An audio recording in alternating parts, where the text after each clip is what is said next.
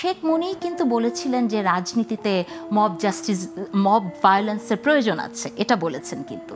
তো এগুলো কি ইতিহাসে কোনো পুনরাবৃত্তি নয়? আপনি দেখেন, যদি রংপুরের ঘটনাটা দেখেন, রংপুরে জিএম কাদের অফিসে যখন হামলা করা হলো, একজনকে ধরা হলো এবং তাকে ছাড়ানোর জন্য সার্জিস আলম গেলেন, ওখানে কিন্তু মুহূর্তের মধ্যে সেনাবাহিনী ইন্টারভিন করেছে না? সেনাবাহিনী একটা কঠোর বক্তব্য দিয়েছে, এই কাজগুলো করেছে। নুরুল হুদার বেলায় সেটা কেন হলো না? সেনাবাহিনী তো এখনও রাজপথে আছে, এখনও তো আছে দায়িত্বে, তো নুরুল হুদার বেলায় কেন এই ঘটনাটা ঘটলো না?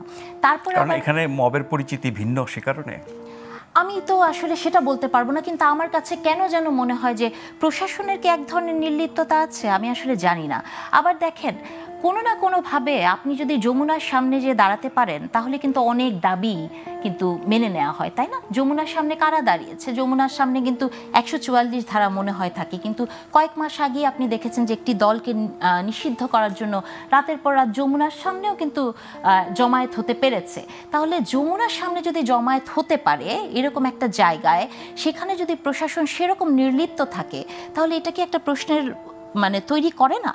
তারপরে শুধু কি মব জাস্টিসকে আপনি এই দুদিনের বেলায় দেখছেন? আপনি দেখেন, মার্চ মাসে যখন বিশ্ব নারী দিবস হলো, তার আগে ঢাকা বিশ্ববিদ্যালয়ে একজন নারীকে ওড়না পরেনি দেখে যেভাবে তাকে এক ধরনের ভালগার কথা দিয়ে তাকে অ্যাটাক করা হলো, এবং যে করেছে তাকে যখন থানায় নিয়ে যাওয়া হলো, সেই থানা থেকে তাকে বের করে আনা হয়েছে বুকের মধ্যে কোরআন শরীফ দিয়ে, গলার মধ্যে ফুলের মালা দিয়ে। তখন কি আপনি, আমাদের যারা নারী উপদেষ্টা আছেন, আমি তো ভেবেছিলাম যে ওনারা তো সবসময় রাজপথে অনেক সোচ্চার ছিলেন, তাই না? তো এই সরকারের কাছে তো আমাদের ভালোবাসার জায়গা থেকে আবদারটা, দাবিটা অন্যরকম ছিল, কারণ এই সরকারে আসিফ নজরুল স্যার আছেন, এই সরকারে রিজওয়ানা ম্যাডাম আছে, শারমিন মুর্শিদি আছে, যারা এনজিওতে অনেক কাজ করেছেন, তাই না? সর্বোপরি ডক্টর ইউনুস আছেন। তো সেইখানে যদি ধরেন নারীর প্রতি, আমি মনে করি যে গত 15 বছরেও কোনো সমাবেশে বা জমায়েতে নারীকে নিয়ে এত জঘন্য ভাষার ব্যবহার হয়নি, যেটা এই সময় একটি গণসমাবেশে আপনি দেখেছেন হয়েছে। নারীকে হিজড়া বলা হয়েছে, আরও কিছু বাজে শব্দ বলা হয়েছে, যেগুলো আসলে গত 15 বছরে কিন্তু এত জঘন্যভাবে আমরা এই কথাগুলো শুনি নাই। তাহলে এই যে মবকে আবার দেখেন, প্রথম দিকে জাস্টিস বলা হতো না, এখন সেটাকে আবার একটু বদলে ফেলা হয়েছে।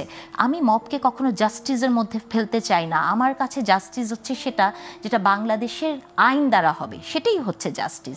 এবং আমি এটাও বিশ্বাস করি যে বাংলাদেশের সংবিধানের 35-এর 5-এ আছে যে আপনি কাউকে ছোট করতে পারবেন না। হ্যাঁ, এই যে জুতার মালা দিয়ে জুতার বাড়ি দেয়া, এটা কি আপনার কাছে নতুন মনে হয়? এটা তো আমার কাছে নতুন মনে হয় না।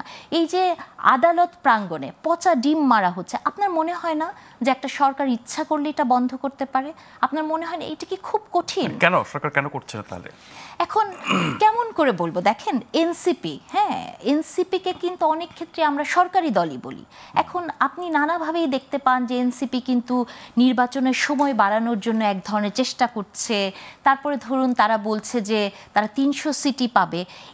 আপনার কখনো মনে হয় না যে একটা দল যখন খুব কনফিডেন্টলি বলে যে আমি 300 সিট পাবো, আমি তো সেই নির্বাচনে কোনো ডিজাইন করা হয়েছে কিনা সেটা ভাবার চেষ্টা করি। খুব সিরিয়াসলি নেওয়ার সুযোগ আছে, কারণ আমরা অনেক রকমের রাজনৈতিক বক্তব্য শুনি, প্রতিপক্ষকে বলে 10 সিটও পাবে না, আমরা এসব জিতবো, এরকম তো অতীতে শুনেছি আমরা। সেটা অতীতে শেখ হাসিনা বলেছিল 10 সিট পাবে না, কিন্তু সেই সময় বিএনপি ক্ষমতা চলে গিয়েছিল। কিন্তু দেখেন, যখনই আপনি একটা বিপ্লব যদি বলেন, এটা নিয়েও অনেক ডিবেট আছে, বা অভ্যুত্থান যদি বলেন, জুলাইয়ের পরে আপনি কি এই ধরনের কথা এক্সপেক্ট করতে পারেন? যদি আপনি রিফর্ম চিন্তা করেন, সব কিছুতে সংস্কার, তাহলে আপনার মুখের কথার সংস্কার থাকতে হবে না? মুখের কথারও তো সংস্কার থাকতে হবে। এখন যে দলটা রিফর্ম নিয়ে এত কথা বলছে, যারা এত কিছু বলে, সেই দলের মুখ থেকে যখন আমি খুব কনফিডেন্টলি শুনতে পাই যে এই দল বলছে যে আমরা 300 সিট পাবো, তখন আমার মতো একজন প্রান্তিক মানুষের তো এই ভাবনাটা মাথায় আসতেই পারে যে কোনো কি প্ল্যান হচ্ছে।